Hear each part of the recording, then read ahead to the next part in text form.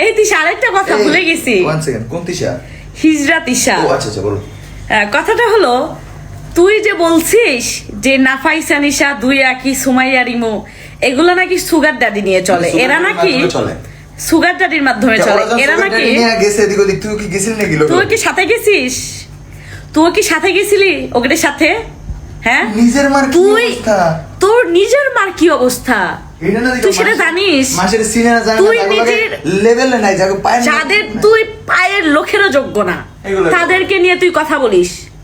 হ্যাঁ, তুই দেখছিস আর তোর মা কি করে?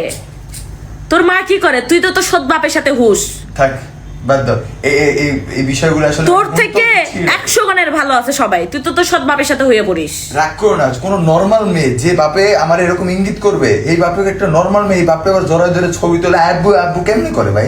মানে ওই আমার নিন্দা নাফাইসা নিশা দুই আখি আর হচ্ছে সুমাইয়া রিমু একলা মঠেল, ও একলা মচের, আমরা বসছি আমাদেরকে নিয়ে এত বাজে বাজে কথা বলছিস যা আমি আজকে শুনছি।